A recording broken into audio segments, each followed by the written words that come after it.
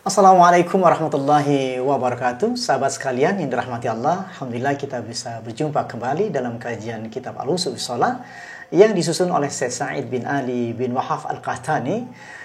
Kali ini kita akan bahas tentang peringatan bagi yang tidak khusyuk. Mudah-mudahan Allah membuka hati kita sampai kita bisa merasakan khusyuk. Saya ditemani oleh Ustaz Sarif. Assalamualaikum Ustaz.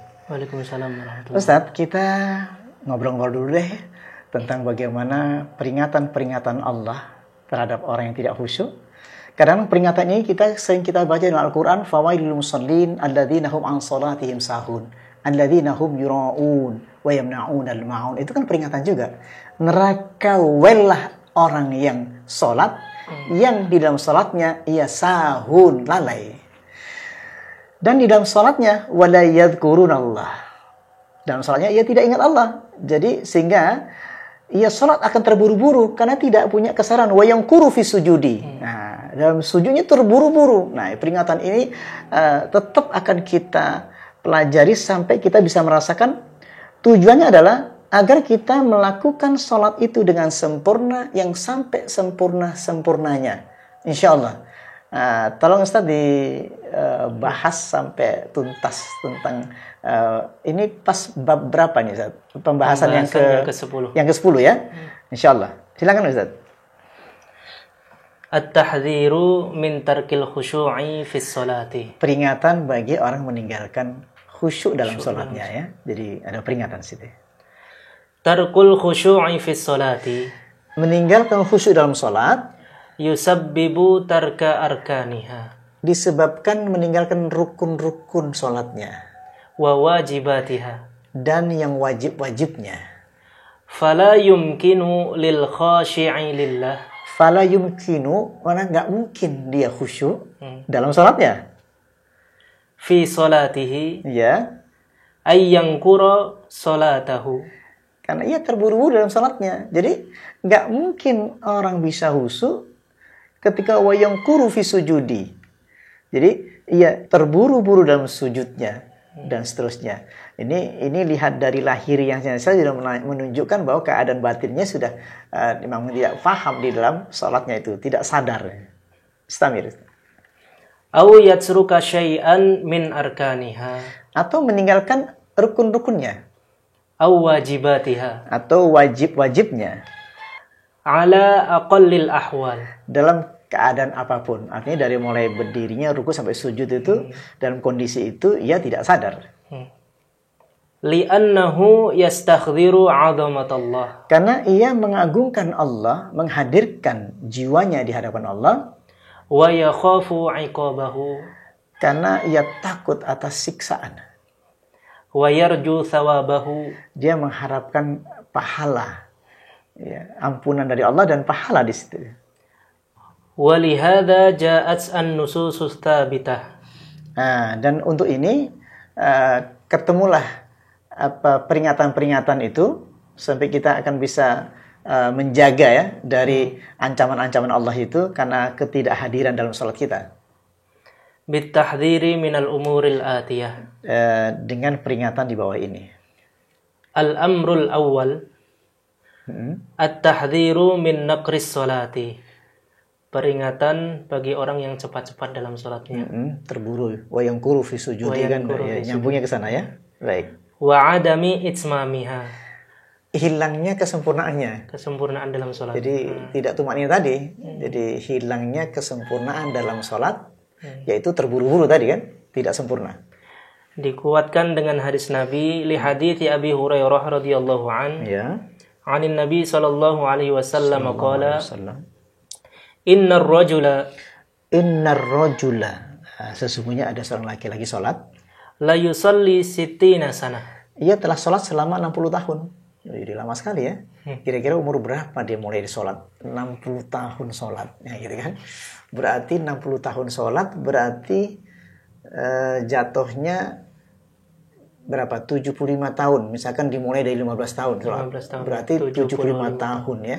Usia 75 tahun dimulai dari 15 tahun sholatnya. Ya. Startnya dari situ. Jadi la yusalli sittina sanatan. Jadi dia telah sholat selama 60 tahun. Jadi orang itu usianya 70 sekarang. Terus Wa ma tuqbalu lahu salatun. Tak satu pun salatnya diterima oleh Allah Subhanahu wa taala. La'allahu yutimur ruku'a.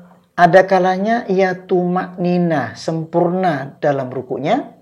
Wala yutimus sujuda. Tetapi tidak sempurna dalam sujudnya. Ada terburu-buru di sujudnya. Pas rukuknya tumak nina, sujudnya terburu-buru ya. Wa yutimus sujuda. Atau sempurna ya tumak nina dalam sujudnya. Wala yutimur ruku'a. Tetapi ia tidak sempurna dalam rukuknya, terburu-buru dalam rukuknya. Jadi tidak sempurna dan terburu-buru di situ. Wa yunquru fi sujudi atau tumani dalam rukuknya. Batasan rukuk itu bagaimana, Ustaz? Rukuk di sini kan jelas di sini ya.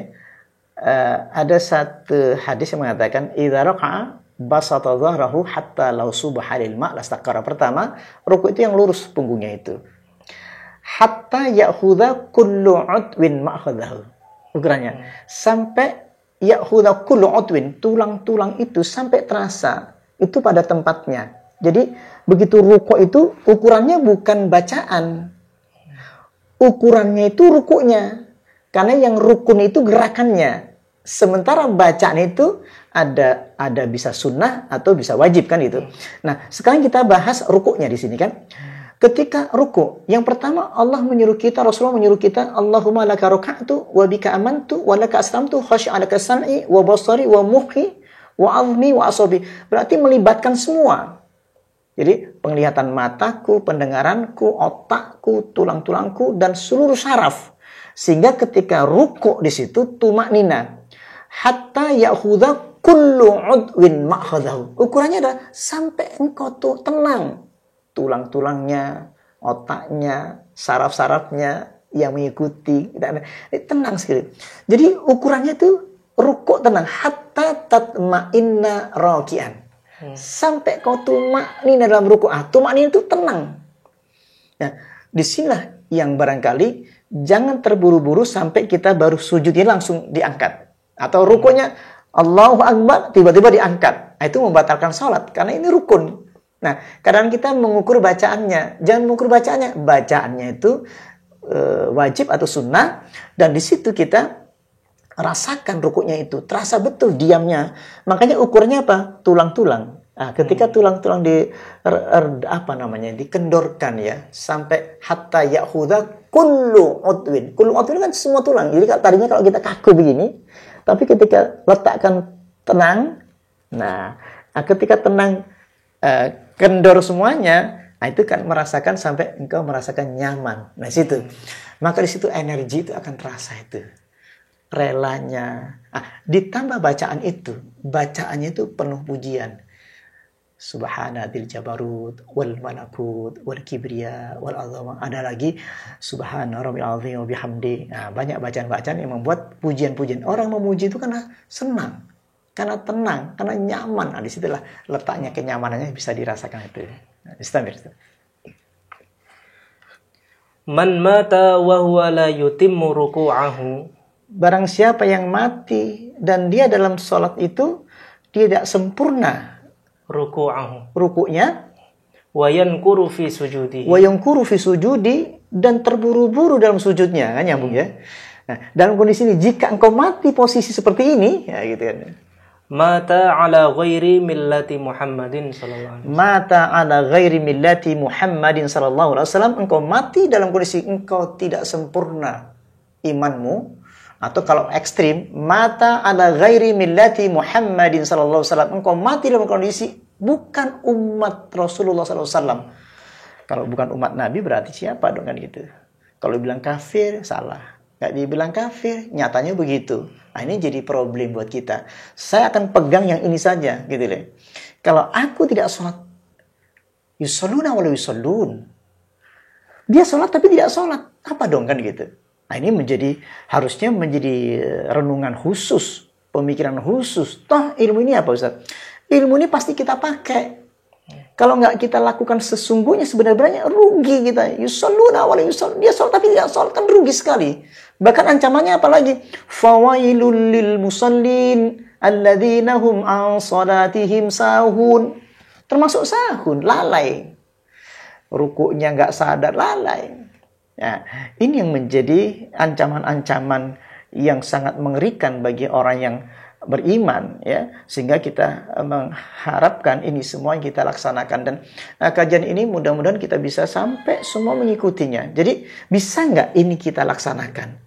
Kenapa? Kita baca kitab begini saja kita bisa merasakan getaran-getarannya. Kita merasakan kadang-kadang sampai merinding itu ada. Tasyairu minhu juludul ladzina yakhshawna rabbahum tsumma talinu juluduhum wa qulubuhum. Ini ayat ini kan menjadi satu pegang buat kita. Ada merinding nggak di kulit dan hati itu? Ada terasa nggak getaran dalam hati dan kulit itu merasakan betul, sehingga tsumma talinu, kalimat tsumma talinu menunjukkan kemudian tenang. Tenang itu ada nggak gitu loh. Nah, ini yang kita harapkan semua dengan kitab ini kan bisa ada nggak tenang itu dalam diri saya. Setelah baca kitab ini kok nggak ada. Kitabnya begini, tapi hati enggak. Berarti kita harus menyesuaikan kitab ini dan kita mengikuti benar sampai merasakan. Kalau nggak dapat, saya harus dapat. Nah, gitu gimana itu? Kalau nggak dapat, saya harus cari ini. Kalau nggak dapat, bagaimana saya harus dapat? Barangkali itu yang mesti kita pegang dan kita harus, makanya ini ilmu sayang sekali karena kita akan pakai setiap saat gitu. Kenapa kondisi seperti ini, kenapa kita nggak sampai mencarinya sampai ekstrim lah kalau bahasa kita tuh, nyari beneran gitu loh. Orang naik gunung yang tinggi aja kita nekat bisa berdiri tegak sampai ke gunung yang paling tinggi, kita cari betul bisa gitu. Ya ayyuhal insan innaka kadihun ila rabbika kadham famulaqih. Disemangati Allah, wahai manusia, engkau sungguh-sungguh datang kepada Allah. Kadham famulaqih, pasti kau bisa gitu. Walladzina jahadu fina lanahdiyannahum subulana. Barang siapa yang sungguh-sungguh datang kepada kami, lanahdiyannahum subulana, pasti kubuka hidayah itu, petunjuk itu akan diberi oleh Allah Subhanahu wa taala. Ini yang menjadi semangat kita. Kitab ini sangat sederhana yang barangkali bisa kita renungkan bersama. Nah, lanjutkan Ustaz. Li hadithi Abi Abdullah Al-Asy'ari radhiyallahu an, anna Rasulullah sallallahu alaihi wasallam ra'a rajulan. Anna Rasulullah sallallahu ra'a rajulan. Nabi sallallahu alaihi wasallam melihat seorang laki-laki la yutimmu ruku'ahu. Dalam salatnya ia tidak tumanina. La yutimmu ruku'ahu, dia tidak sempurna, tidak tumanina dalam rukuknya. Wa yankuru fi sujudi. Wa yankuru fi sujudi, dan terburu-buru dalam sujudnya. Wa huwa yusalli. Wa huwa yusalli. Dan dia salat.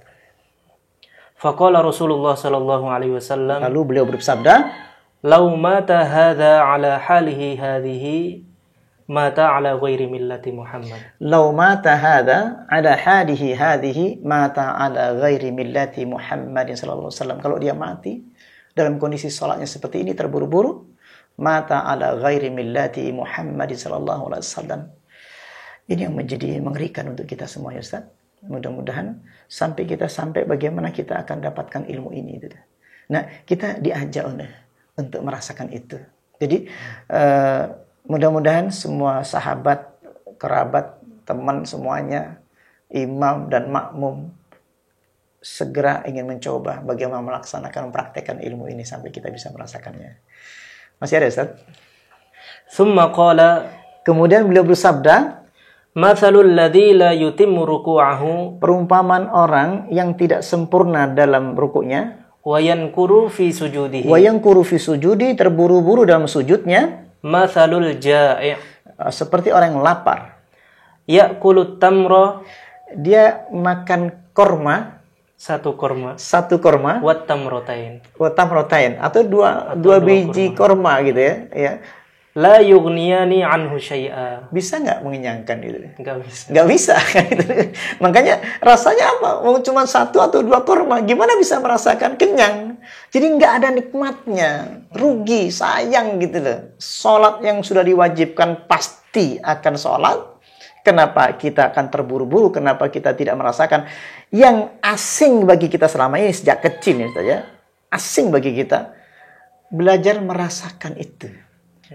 Ada getarannya itu ada betul. Nikmatnya itu ada betul. Sampai Nabi itu menunggu-nunggu sholat. Ditunggunya sholat. Dia itu sampai ditunggu betul gitu loh. Nah, kita belajar dari kehusyuan itu mulai belajar menunggu-nunggu waktunya sholat. Itu ada pengaruhnya sekali. Dan insya Allah. Istamir. Qad yusalli al-mar'u arba'ina sanah.